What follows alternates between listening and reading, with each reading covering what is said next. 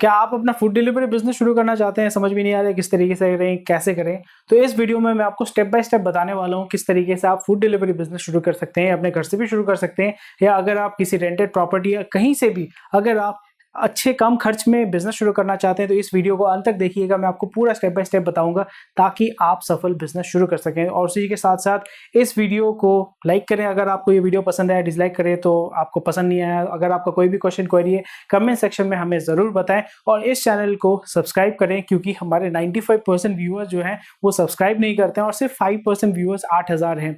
तो मैं सबको धन्यवाद कहना चाहता हूं कि आज हमारे 8000 सब्सक्राइबर्स हुए हैं। और इसी के साथ साथ इस चैनल को सब्सक्राइब कीजिए, इस चैनल को अपने दोस्तों के साथ शेयर कीजिए ताकि उनको बिजनेस के बारे में, स्टार्टअप के बारे में ज़्यादा से ज़्यादा जानकारी मिले। और अगर आप हमारे प्राइवेट कम्युनिटी के साथ जुड़ना चाहते हैं जहाँ पे हम हैंड होल्डिंग करते हैं स्मॉल बिजनेस ओनर्स की, आप जैसे बंदों के लिए, आप जैसे बंदियों के लिए जो अपना बिजनेस शुरू करना चाहते हैं, तो आप हमारे प्राइवेट ग्रुप के साथ जुड़ना चाहते हैं, डिस्क्रिप्शन में लिंक दिया हुआ रहेगा जहाँ पे हम आपको हैंड होल्डिंग करेंगे। हमारे जो प्राइवेट जूम सेशंस होते हैं, इंटरेक्शन सेशन होते हैं, उसके पार्ट आप हो सकते हैं। तो चलिए इस वीडियो को शुरू करते हैं और जानते हैं कैसे आप सफल स्टार्टअप एक फूड डिलीवरी बिजनेस शुरू कर सकते हैं। तो so let's get started.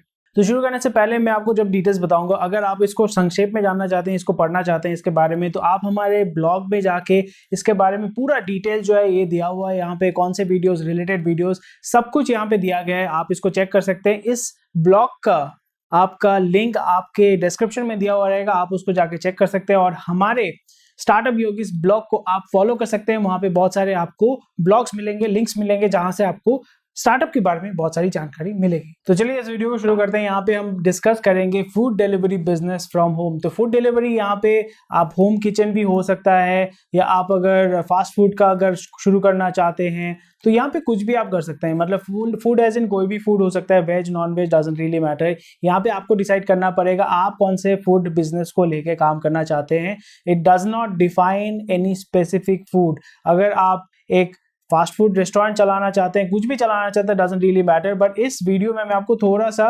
Specialise करूंगा, स्पेसिफिक चीजें बताऊंगा किस तरीके से आप फूड डिलीवरी का बिजनेस शुरू कर सकते हैं। अपने घर से भी शुरू कर सकते हैं, उसके बाद अब अगर आप उसको ग्रो करना चाहते हैं, आपको सक्सेस मिल रहा है, उसको अगर ग्रो करना चाहते हैं, किस तरीके से उसको बाद में आप लेटर ऑन स्केल अप भी कर सकते हैं। और अगर आपका बिजनेस बहुत अच्छा चला, ब्रांड अगर आपने तैयार कर लिया, तो किस तरीके से आप उसको फ्रेंचाइज भी कर सकते हैं। तो चलिए आगे बढ़ते हैं इस वीडियो में। तो यहाँ पे बहुत ही इंपॉर्टेंट क्वेश्चन है, कोई भी बिजनेस जब आप शुरू करेंगे तो यहाँ पे सबसे पहला चीज आपको समझना पड़ेगा। बहुत सारे आपको यूट्यूब में वीडियोस मिलेंगे जो क्या क्या सब बोलते हैं, मुझे समझ भी नहीं आता है। पर यहाँ पे कोई भी जब आप धंधा करोगे तो सबसे इंपॉर्टेंट चीज है आपका कस्टमर की। अगर आपको कस्टमर ही पता नहीं है तो धंधा शुरू करके फायदा नहीं है, क्योंकि जब भी आप धंधा शुरू करते हैं you are looking to solve a problem of a customer. और उसके बाद आपको ये चीज भी समझना पड़ेगा who is your user and who is your buyer. क्योंकि बहुत बार क्या होता है, अगर आप ट्यूशन पढ़ने जाते हैं, ट्यूशन यूज पढ़ता कौन है? स्टूडेंट पढ़ता है। पैसा कौन देता है? माँ बाप देते हैं। तो यूजर कौन होता है? जो स्टूडेंट है वो होता है। और बायर कौन होता है? माँ बाप होते हैं। तो आप जब कोई भी फूड बिजनेस शुरू कर रहे हैं तो यहाँ पे आपका यूजर कौन है और आपका बायर कौन है, ये आपको सबसे पहले डिफाइन करना पड़ेगा। तो यहाँ पे स्पेसिफिकली ओल्ड एज जो लोग हैं, जो अपार्टमेंट में रहते हैं, कॉम्प्लेक्स में रहते हैं, जिनके बच्चे जो है बाहर रहते हैं, जो अकेले हैं, खुद का खाना खुद नहीं पका सकते हैं, या कोई हेल्थ इश्यूज है, क्योंकि जब भी आप 60-70 प्लस हो जाते हैं, उनके बच्चे जो है शादीशुदा हो जाते हैं, या घर से उनको निकाल दिया जाता है, या घर छोड़ के चले जाते हैं। न्यूक्लियर फैमिलीज अभी सब कुछ हो गया है, न्यूक्लियर नहीं, प्रोटॉन फैमिलीज, बहुत छोटा छोटा फैमिलीज हो गया। और जो ओल्ड एज जो फैमिली मेंबर्स हैं, बुजुर्ग जो हैं, उनको ये बहुत हेल्प चाहिए होती है, उनको हेल्थ केयर चाहिए होता है, उनको फूड चाहिए होता है। तो आपका सबसे पहला यूजर बेस होता है कि खाना कौन आपसे लेगा, वो है होम डिलीवरी, स्पेसिफिकली वो है ओल्ड एज। नेक्स्ट हो जाते हैं जो स्टूडेंट्स हैं, जो हॉस्टल में रहते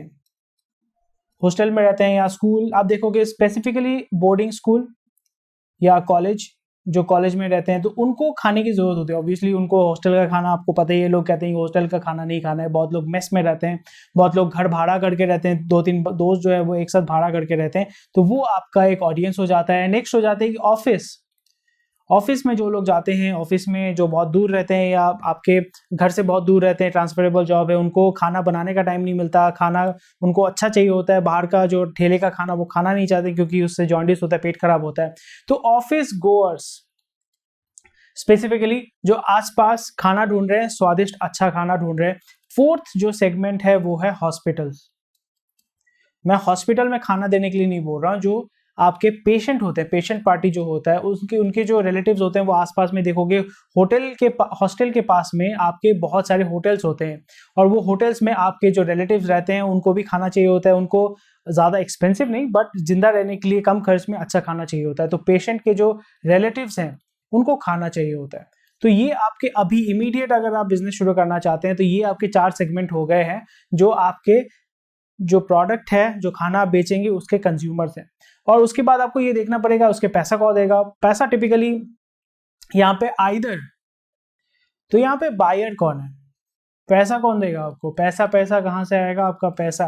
तो यहाँ पे अगर आप ओल्ड एज देखते हैं तो बहुत सारे बच्चे जो हैं जो बहुत दूर रहते हैं वो अपने माँ बाप के लिए पेमेंट करते हैं, तो उनके बच्चे पेमेंट करेंगे। अगर आपके बेटा या बेटी अगर पढ़ता है तो उनके पेरेंट्स जो हॉस्टल में रहते हैं उनके पेरेंट्स पे करेंगे। अगर आपके पेशेंट पार्टी है तो ऑब्वियसली पेशेंट पार्टी पे करेगा। सो टिपिकली इस सेगमेंट में आपका जो बायर होता है वो यूजर और बायर सेम ही होता है। Typically user and buyer are the same.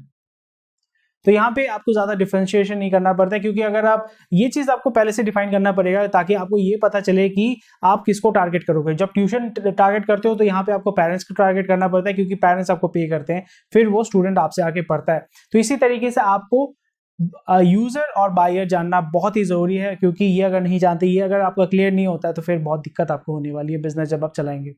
तो यहाँ पे चलिए डिस्कस करते हैं लोकेशन, मतलब आपको कौन से लोकेशन में होने से ये बिजनेस जो है ये अच्छा चलेगा। ये टिपिकली ऑल लोकेशन में ये चलेगा। ऑल लोकेशन का मतलब है कि हाँ, कहीं पे ज़्यादा पैसा मिलेगा, कहीं पे कम पैसा मिलेगा। अर्बन एरिया, क्योंकि लोगों को खाना चाहिए, लोगों को रोटी कपड़ा मकान चाहिए होता है, खाने के लिए खाना चाहिए होता है, रहने के लिए मकान चाहिए होता है और पहनने के लिए कपड़ा चाहिए होता है, ये मैंडेटरी है। उसके बाद पढ़ाई लिखाई बाद में आती है, खुद जिंदा रहेंगे उसके बाद ही पढ़ाई लिखाई होती है, मौज मस्ती होती है, इंटरनेट होती है। तो यहाँ पे अर्बन एरिया में भी, semi urban area, rural area में भी आप टारगेट कर सकते हैं, कोई दिक्कत नहीं है। और जैसे मैंने कहा कि आपका ओल्ड एज होम, आपको ये देखना पड़ेगा कहाँ पे ओल्ड एज होम है, कहाँ पे स्कूल कॉलेजेस हैं आसपास में, क्योंकि आपको ऐसा पॉपुलेशन देखना पड़ेगा जो अपना खाना खुद नहीं बना सकती, या बनाने के लिए उनके पास टाइम नहीं है, या सामर्थ्य नहीं है, या उनके पास वो पेशेंस नहीं है, वो स्किल सेट नहीं है। और जैसे मैंने आपको कहा 4 सेगमेंट मैंने आपको बता दिया। ये 4 सेगमेंट जो है ये बहुत ही डिपेंड करते हैं दूसरे के ऊपर जब उनको खाना चाहिए होता है, ठीक है। तो अर्बन एरिया में आपको अपार्टमेंट कॉम्प्लेक्स में आपको ओल्ड एज कपल मिल जाएंगे, ओल्ड एज होम मिल जाएगा। स्कूल कॉलेज के एरिया में आप आसपास में अपना जो है बिजनेस को शुरू कर सकते हैं। और अगर आप किसी हॉस्पिटल के आसपास, क्योंकि आप जिस जगह पे रहते हैं, जहाँ पे ऑब्वियसली रेसिडेंशियल एरिया में रहते हैं, रेसिडेंशियल एरिया में हॉस्पिटल, स्कूल्स, कॉलेजेस और कॉम्प्लेक्स जो होता है, अपार्टमेंट्स, तो आसपास कहीं ना कहीं विद इन 2-3 किलोमीटर रेडियस तो होगा ही है। तो यहाँ पे आप रूरल एरिया में रहें या सेमी अर्बन एरिया में रहें या अर्बन एरियाज में रहें, ये सारी चीजें आपको मिल जाती हैं। एक होता है हॉस्पिटल, एक होता है स्कूल और कॉलेज, और एक होता है रेसिडेंशियल अपार्टमेंट, ये तो आपको मिल ही जाएगा। तो ये 3 जगह अगर आपके आसपास में है तो आप इस कस्टमर बेस को टारगेट कर सकते हैं। सो इस जगह पे आपको बहुत अच्छा एक न्यूज़ है आपके लिए, आप कोई भी लोकेशन में बेस्ड हो, आप इस बिजनेस को वहां से शुरू कर सकते हैं।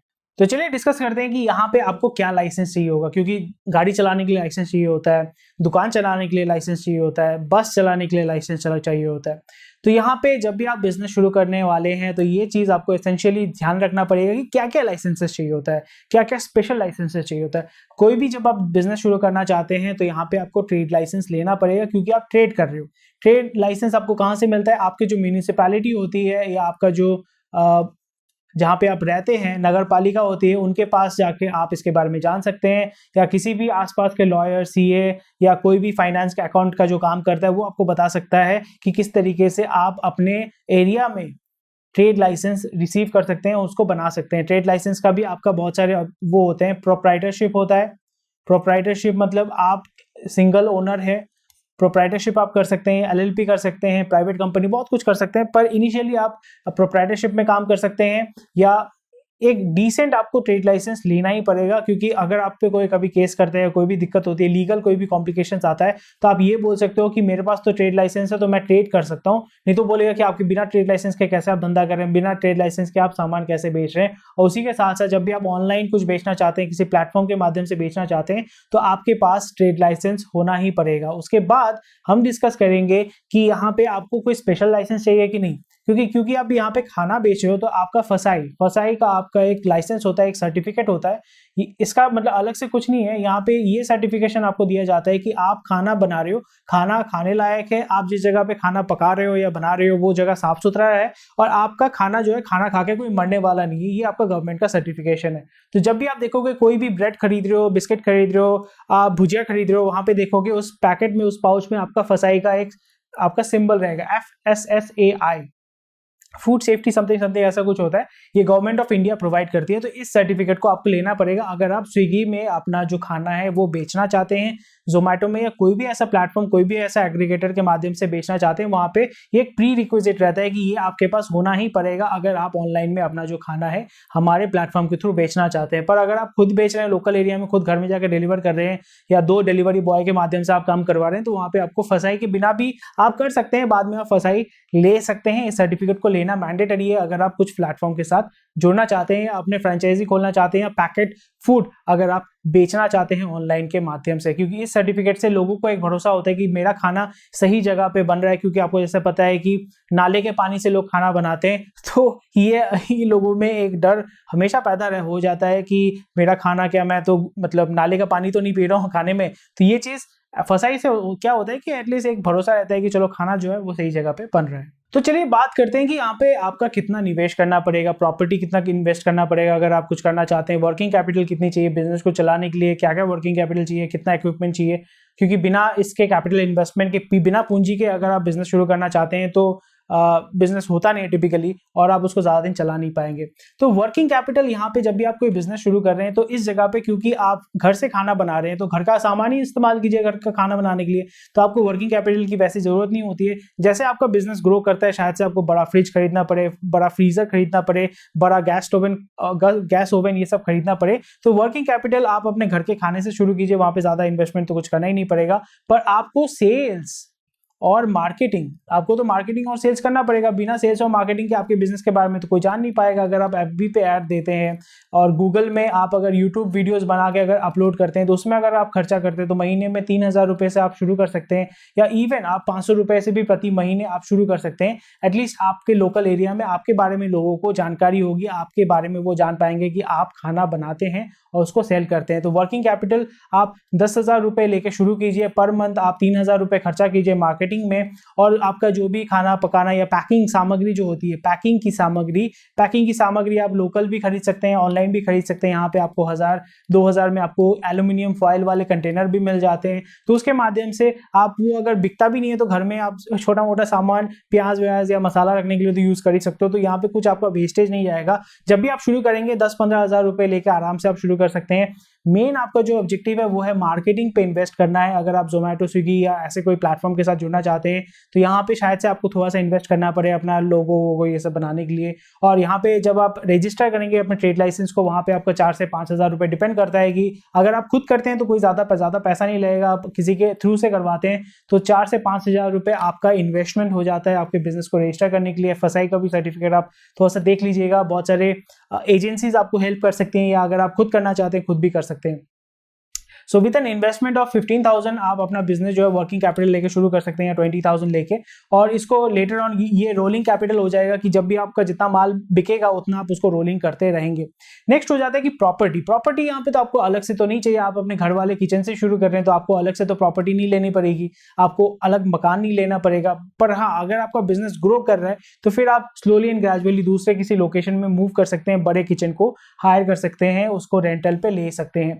यहाँ पे एक चीज ध्यान रखें कि अनलेस एंड अनटिल अगर आपका बिजनेस ग्रो नहीं कर रहा है तो आपको तो ज्यादा हेडेक नहीं लेना है, और आपको तो शॉप फ्रंट नहीं चाहिए। आपको शॉप फ्रंट मतलब कोई रास्ते के ऊपर, मेन रोड के ऊपर तो दुकान आपको नहीं चाहिए होगा। आप तो अपने घर से ही शुरू कर रहे हैं, आप अपने रेसिडेंशियल एरिया से ही इसको ऑपरेट करेंगे। तो इस जगह पे आपको कमर्शियल प्रॉपर्टी लेने की जरूरत नहीं है। आप रेसिडेंशियल प्रॉपर्टी से ही आप सेफ्टी प्रिकॉशन लेके आप अपने बिजनेस को शुरू कर सकते हैं। नेक्स्ट हो जाता है कि इक्विपमेंट में कितना इन्वेस्ट करें, कि कितना निवेश करना है, क्या खरीदना है। क्योंकि अगर आप अगरबत्ती का फैक्ट्री खोलना चाहते हो तो अगरबत्ती का मशीन खरीदना पड़ता है। अगर आप फोटोग्राफी करना चाहते हो तो फोटोग्राफी के लिए कैमरा खरीदना पड़ता है, माइक खरीदना, बहुत कुछ खरीदना पड़ता है। पर यहाँ पे कितना इन्वेस्टमेंट है, यहाँ पे आपके रसोई का जो चूल्हा है वही आप इस्तेमाल करोगे, अलग से तो इन्वेस्टमेंट तो कुछ है नहीं। पर यहाँ पे आप अगर लीगल वे में काम कर रहे हैं तो फिर यहाँ पे आपको कमर्शियल गैस का जो लाइन होता है, ब्लू सिलेंडर वाले जो होते हैं, कमर्शियल जो गैस सिलेंडर होते हैं, वो आपको लेना पड़ेगा, क्योंकि आप ये कमर्शियल प्रोसेस के लिए आप इस्तेमाल कर रहे हैं। तो ब्लू सिलेंडर, उसके लिए आप नेट पे जाएं या लोकल जो आपको गैस सप्लाई करता है उससे आप संपर्क करें, वो आपको मदद करेगा। ब्लू कलर का, डीप ब्लू कलर का जो सिलेंडर आता है। और उसी के साथ साथ जब आप ग्रो करेंगे, आपका वॉल्यूम बढ़ेगा, तब आप इन्वेस्ट करेंगे, बड़ा चूल्हा खरीदेंगे, बड़ा बेकिंग मशीन खरीदेंगे, बड़ा माइक्रोवेव ओवन खरीदेंगे, टोस्टर खरीदेंगे। वो भी आजकल आपके बहुत ही कम खर्चे में आ जाता है, 10-15-20 हज़ार में आपका डो मेकर आ जाता है। बहुत कुछ बढ़िया, आजकल इतना फायदा हो गया ना, इतना सुविधा हो गया, आपको कुछ भी ईएमआई में तो मिल ही जाता है। और हर एक चीज का दाम इतना कम हो गया है कि घर घर आप आराम से बिजनेस शुरू कर सकते हैं। ऐसे छोटे छोटे सूक्ष्म माइक्रो बिजनेसेस शुरू करके अपने करियर को आगे बढ़ा सकते हैं, अपनी कम्युनिटी को भी आगे बढ़ा सकते हैं और लोगों को बहुत अच्छा आप सर्विस दे सकते हैं। तो इक्विपमेंट में भी इनिशियल इन्वेस्टमेंट कुछ नहीं है, बाद में लेटर ऑन आप 10-15 या 25,000 50,000 लेके आप इन्वेस्ट कर सकते हैं, जब आप देख रहे हैं कि आपका बिजनेस जो है स्लोली एंड ग्रेजुअली ग्रो कर रहा है। तो चलिए बात करते हैं कि मार्जिन के बारे में, कि इस बिजनेस में कितना मार्जिन है। Typically food business is a very good business, यहाँ पे मार्जिन बहुत हाई रहता है। पर टिपिकली लोग, मैंने ये भी देखा है कि 100% आपका 150% मार्जिन है। मतलब उनका अगर 20% खर्चा हुआ है, वो उसको 45 रुपए 60 रुपए में बेच रहे हैं। एग रोल पकड़ लो, या आपका 30 रुपए का एग रोल है, वो उसको 60 रुपए में बेच रहे हैं, 70 रुपए में बेच रहे हैं। सो आपका मार्जिन जो है बहुत ही हैवी होता है। पर इस जगह पे ये चीज भी मैं आपको बता देता हूँ, एक एस्टेरिक्स भी होता है, कंडीशन सप्लाई होती है, वो ये है कि ये कंज्यूमेबल है। ये कंज्यूमेबल है, कंज्यूमेबल का मतलब ये हो जाता है कि आपको इस चीज को कंज्यूम करना पड़ेगा, 24 घंटे के अंदर कंज्यूम करना पड़ेगा। अगर आप खाना बना रहे हैं, बल्क में खाना बना रहे हैं, तो आपको 24 घंटे के अंदर इसको कंज्यूम करना पड़ता है। बहुत जगह पे 12 घंटे के अंदर। आप आज खाना बनाया आपने, उसको 10 दिन बाद, मैं आपको मैन्युफैक्चरिंग यूनिट की बात नहीं कर रहा हूँ, लोकल खाना, मतलब दिन में खाना खाना है, उसके बारे में बात कर रहा हूँ। आप 24 घंटा, मतलब उसको 10 दिन बाद तो बेच नहीं सकते हो, उसको 24 घंटे के अंदर कंज्यूम करना पड़ता है। तो इसमें आपको वेस्टेज भी आपको कंसिडर करना पड़ेगा। तो इसलिए मार्जिन अगर ज्यादा भी होता है, फिर भी आपको यहाँ पे वेस्टेज ध्यान में रखना है, क्योंकि इस बिजनेस में wastage is a very big concern. अगर आप फोटोग्राफी करते हैं, फोटो तो आपका वेस्ट नहीं होता है। अगर आप मैन्युफैक्चरिंग वेल्डिंग करते हैं, तो वेल्डिंग जो है, आपने ग्रिल बना लिया, आपने एक प्रोडक्ट बना लिया, अगर आपने फोटो फ्रेम बना लिया, वो तो वेस्ट नहीं होता है, वो आप 1 साल बाद भी बेच सकते हो, उसमें कोई दिक्कत नहीं। पर खाना जो है वो 24 घंटे के अंदर आपको कंज्यूम करना पड़ेगा या आपको फेंक देना पड़ेगा। तो इसलिए मार्जिन जो है इस जगह पे बहुत अच्छा मार्जिन है। पर प्लीज इक्वेट इट, आपके मार्केट के अनुसार ये चलेगा कि आप क्या बेच रहे हैं। अगर आप बिरयानी बेच रहे हैं या अगर आप मैगी बेच रहे हैं, तो उसके ऊपर डिपेंड करता है कि आपका मार्जिन कितना होना चाहिए। थोड़ा टैली कर लीजिए, आपको पता चल जाएगा कि आपके कंपटीशन कौन है, क्या है। आपको मार्जिन पता चल जाएगा। आपका ओवरहेड कॉस्ट जब आप देखेंगे और सेलिंग प्राइस देखेंगे, मतलब मैन्युफैक्चरिंग कॉस्ट और सेलिंग कॉस्ट, उसमें तो आपका मार्जिन आता है, वो जब आप कैलकुलेट करोगे आपको पता चल जाएगा। नेक्स्ट होता है कौन सा इंडस्ट्री है, ये फूड इंडस्ट्री है एंड फूड डिलीवरी इंडस्ट्री है। इसमें ज्यादा आपको बताने की जरूरत नहीं, आप बहुत स्मार्ट हो, आपको पता चल जाएगा। और इसमें ये जानना बहुत जरूरी है कि कंपटीशन क्या है। तो चलिए यहाँ पे बात करते हैं कि कंपटीशन कौन है। कंपटीशन में आपका जो लोकल रेस्टोरेंट है, जिनके यहाँ पे अभी कस्टमर नहीं आ रहे हैं, वो अभी आपका ऑनलाइन में खाना बेच रहे हैं, या आपके फास्ट फूड जो बेचते हैं वो आपके कंपटीशन है। फिर उसी के साथ साथ बहुत सारे होटल्स आपके बंद हो जा रहे हैं, वो आपके कंपटीशंस हैं। उसी के साथ ये वीडियो देख के जो अपना बिजनेस शुरू करने वाले हैं, वो भी आपके कंपटीशन है। बहुत सारे फास्ट फूड सेलर्स या जितने भी सेलर्स हैं जो स्विगी जोमेटो में आपके साथ compete कर रहे हैं। अगर आप इंडिपेंडेंटली बेचना चाहते हैं, तो स्विगी जोमेटो जो फूड डिलीवरी है, फूड डिलीवरी ऐप भी आपका कंपटीशन है। ये चीज आपको ध्यान में रखना है, ठीक है। तो ये सारे, इतने सारे आपके कंपटीशन से आप तो एकदम चक्रव्यूह में बीच में फंस गए हो, पर इसमें टेंशन लेने की जरूरत नहीं है। मैं आपको बताऊंगा, इस वीडियो के अंत तक आप देखेंगे तो आपको पता चल जाएगा किस तरीके से आप इस बिजनेस में भी जीत सकते हैं। कंपटीशन हुआ तो क्या हुआ, कंपटीशन है मतलब मार्केट है, मतलब कस्टमर है। इस जगह में भी आप आसानी से जीत सकते हैं। अगर आप खुले दिमाग से काम कर रहे हैं, थोड़ा सा स्मार्ट बन के काम करते हैं, तो आराम से आप इसमें जीत सकते हैं। तो चलिए देखते हैं कैसे आप जीत सकते हैं। और उसके बाद आ जाता है कि आपको किस तरीके का वर्कफोर्स चाहिए। वर्कफोर्स यहाँ पे ऐसे आपको पता है कि आपको हाईली स्किल्ड एकदम नहीं चाहिए, आपको लो स्किल्ड चाहिए या सेमी स्किल्ड चाहिए। और आपको इस तरीके के लेबर फोर्स चाहिए जिसको आप काम सिखा सकें। आपको खुद ट्रेन करना पड़ेगा कि ये खाना बनाओ, यहाँ पे इतना 1 टेबल स्पून आपको ये डालना पड़ेगा, 2 टेबल स्पून आपको ये डालना पड़ेगा। आपको एक रेसिपी बना के रखनी पड़ेगी और आपको बैच प्रोसेसिंग बैच में आपको खाना जो है बनाना पड़ेगा। तो ये आपको पता ही है, आपको लो स्किल से ही काम करना पड़ेगा, सेमी स्किल से काम करना पड़ेगा। और सेमी स्किल और लो स्किल जो है उसमें ओवरहेड कॉस्ट आपका कम होता है। हाई स्किल अगर आप लेबर लेते हैं या हाई स्किल किसी को हायर करते हैं तो आपका 20,000 30,000 रुपए आपका खर्चा हो जाता है। सेमी स्किल आपका 12,000 15,000 में आ जाएगा, लो स्किल आपका 8 से 7,000 में आ जाता है। तो इसी तरीके से ऑब्वियसली डिपेंड करता है लोकेशन में, बट ये आपका ब्रांच हो जाता है। सो आप यहाँ पे सेमी स्किल से भी काम करा सकते हैं, लो स्किल से भी काम करा सकते हैं। सो आप यहाँ पे ये फाइनल ऑब्जेक्टिव है, यहाँ पे आपको ये पता चलेगा कि किस तरीके से आप यहाँ पे जीत सकते हैं। फर्स्ट इज प्राइस, ऑब्वियसली सस्ता खाना, अच्छा खाना, बहुत ही बढ़िया खाना, लोग आपके पीछे भागेंगे। इसलिए आप देखोगे बहुत सारे ऐसे मूवीज में भी आपने देखा होगा या खुद भी आपको पता है कि इस जगह पे 12 रुपए में अच्छा डोसा मिलता है, लोग वहीं पे जाके खड़े रहते हैं कि वो लाइन दिया हुआ रहता है। ब्रांड वैल्यू आपका एक दिन में नहीं होगा, जैसे बहुत सारे अच्छे अच्छे ब्रांड्स तैयार हो गए, बड़े ब्रांड्स जैसे डोमिनोज KFC आपको पता है, पर लोकली आप देखोगे अम्मा का खाना या ताऊ जी का दुकान, ऐसा टाइप का ढाबा, ये शर्मा जी का ढाबा, सिंह जी का ढाबा, कौर जी का ढाबा, ऐसा आपको ढाबा मिलेगा। तो उसका मतलब क्या है कि आपका ब्रांड वैल्यू उन्होंने, ये टाइम लगता है, इसमें टाइम लगता है, तो ये इसमें आपको टाइम देना पड़ेगा क्योंकि आप लॉन्ग टर्म बिजनेस कर रहे हैं। Sales marketing is very important. अभी इस जगह पे लॉकडाउन में आपको बाहर मार्केटिंग करके फायदा नहीं, आपको ऑनलाइन मार्केटिंग करना पड़ेगा। फेसबुक, यूट्यूब में आप जाइए, यूट्यूब में ऐसे वीडियोस बनाएं कि मैं इस तरीके से खाना बनाता हूँ, कस्टमर फीडबैक लीजिए, कस्टमर को बोलिए टेस्टिमोनियल वीडियो बना के आपको भेजेगा, वो आप यूट्यूब में अपलोड कीजिए, उसके बारे में आपको जानकारी मिलेगी। तो आप उसको, उस वीडियो को, टेस्टिमोनियल को प्रमोट करके आप ज़्यादा से ज़्यादा कस्टमर को लेके आ सकते हैं। आपको मार्केटिंग और सेल्स में इनिशियली आपको ज़्यादा आपको एफर्ट डालना पड़ेगा। लोकेशन डिपेंड करता है, जैसे मैंने कहा कि हॉस्पिटल, स्कूल, कॉलेजेस या आपके ऐसे एरिया जहाँ पे लोग रहते हैं जो आपका टारगेट ऑडियंस है। कस्टमर सर्विस अच्छा होना पड़ेगा, उनको प्रॉम्प्ट रिप्लाई देना पड़ेगा। अगर कोई सुबह आपको बोलता है कि मुझे ब्रेकफास्ट चाहिए 11 बजे, तो आप कोशिश कीजिए उनको केटर करने का, या उनको बताइए कि अभी तो ब्रेकफास्ट खत्म हो गया, आप लंच ले लो। क्वालिटी आपको अच्छा होना पड़ेगा। बहुत जगह पे देखोगे अभी भी ऐसे ठेले मैंने देखे हैं, मैंने खुद एक डॉक्यूमेंट्री मैंने बनाया था, वो अगर आप देखना चाहते हैं तो क्यूबॉक्स विजुअल जाके वहाँ पे रोल मैन सर्च कीजिए, आपको मिल जाएगा। यहाँ पे एक रोल वाले के साथ ठेला जो चलाता है, उससे उसका मैंने डॉक्यूमेंट्री बनाया था। वो आपका किसान का केचप यूज करता है, काजू देता है रोल में, एग रोल पे, और वो एग रोल बेच के उसने एनफिल बुलेट बना लिया है। हर महीने 40,000 50,000 80,000 रुपए कमाता है अपने ठेले से, एग रोल बेच के, सिर्फ एग रोल बेच के। तो वहां पे क्वालिटी आपको ध्यान में रखना पड़ेगा। अगर आपका क्वालिटी अच्छा है, लोग ऐसे ही आएंगे इनिशियली। यहाँ पे मेन आपको लगेगा कि प्राइस और क्वालिटी कैसे मेंटेन करें। इस जगह पे आप थोड़ा सा एक्सपेरिमेंट कीजिए, आपको पता चल जाएगा कि किस प्राइस में मैं अच्छा क्वालिटी दे सकता हूं, पर क्वालिटी के साथ कॉम्प्रोमाइज मत कीजिए। विजिबिलिटी होना बहुत ही जरूरी है, क्योंकि खाने वाले एरिया में ना क्या होता है कि लोग भूखे होते हैं तभी आपको याद करते हैं। ऐसे वक्त में कोई याद नहीं करता, सोने वक्त कोई खाता नहीं है, पर जब भूख लगती है ना तभी आपको याद करते हैं। इसलिए आप देखोगे प्राइम टाइम में, जैसे 7 से 8 बजे, 10 से 11 बजे, इतना आपको ऐड मिलेगा, खाने वाले ऐड आपको मिलते रहते हैं। तो visibility is also very important, कि आपको सही समय पे सही जगह पे विजिबल होना पड़ेगा, ताकि लोग आपको रीच आउट करके आपसे आपका स्वादिष्ट खाना मंगवा सके, और आपको अपना जो है, अपना भोजन जो आप जब अपना पेट पूजा भी कर सके और आपको कमाई भी दे सके।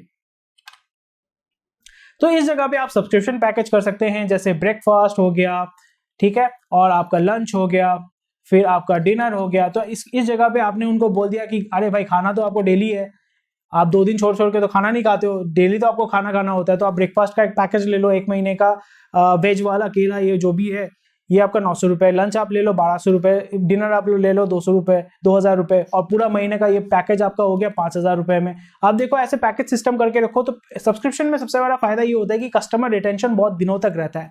कस्टमर को आप रिटेन कर पाते हो, आप उसको हर बार आपको एक एग रोल बेच के भागना नहीं पड़ता है उसके पीछे। आप एक कस्टमर को 2 महीना 3 महीना आप होल्ड कर सकते हो, और एक कस्टमर को अगर आप 5,000 रुपए प्रति महीना 3 महीना होल्ड करते हैं, तो उसका लाइफ टाइम वैल्यू कितना हो गया? 15,000 रुपए आप उसका लाइफ टाइम वैल्यू हो गया।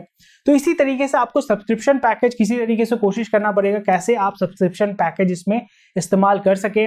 अच्छे क्वालिटी का मटेरियल, जैसे मैंने कहा कि इस्तेमाल कीजिए, घटिया क्वालिटी का मटेरियल मत इस्तेमाल कीजिए, क्योंकि लोग जब उसको चबाएंगे, मुंह में डालेंगे, उनको पता चल जाएगा कि आप अच्छा माल इस्तेमाल कर रहे हैं या घटिया माल इस्तेमाल कर रहे हैं।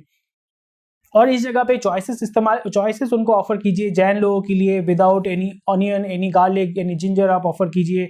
जो वेजिटेरियन है उनको वेज आप ऑफर कीजिए, जो आपके नॉन वेजिटेरियन हैं उनको आप नॉन वेज ऑफर कीजिए। तो इसी तरीके से बहुत सारे जो हमारे सोसाइटीज है, कम्युनिटीज है, ये डिपेंड करता है आप कहाँ पे रहते हैं। अगर आप जैन मेजॉरिटी वाले एरिया में रहते हैं तो ऑब्वियसली वहाँ पे अगर आप नॉन वेज बेचेंगे तो कोई नहीं लेगा। अगर आप कोई मारवाड़ी या गुजराती एरिया में रहते हैं तो वहाँ पे अगर आप वेज बेचते हैं तो बहुत अच्छा बिकेगा। अगर आप साउथ इंडियन कम्युनिटी में रहते हैं तो वहाँ पे अगर आप वेज बेचेंगे तो बहुत अच्छा होगा। तो जो जहाँ पे जैसा आदमी खाता है, जैसा उसका कल्चर है, उस तरीके से आपको अपना जो पैलेट है, जो ऑफ चॉइसेस है, वो ऑफर करना पड़ेगा ताकि आपका कस्टमर आपके पास ज्यादा आए। क्योंकि अगर आप वेज एरिया में नॉन वेज बेचेंगे कोई खाएगा, कोई नहीं खाएगा। अगर आप नॉन वेज एरिया में वेज बेचेंगे कोई खाएगा, कोई नहीं खाएगा। अगर आप नॉन वेज एरिया में जैन फूड बेचेंगे कोई खाएगा, कोई नहीं खाएगा। तो इस जगह पे इसी तरीके से आपको समझना पड़ेगा। आपका टारगेट ऑडियंस मैंने आपको बता दिया है, उसी तरीके से आप इस बिजनेस में आगे बढ़ सकते हैं। और क्योंकि कंपटीशन तो हर जगह होता है और इस कंपटीशन में इसी तरीके से, इस स्टेप बाय स्टेप जैसा मैंने आपको बताया, इस तरीके से आप इस रेस को जीत सकते हैं।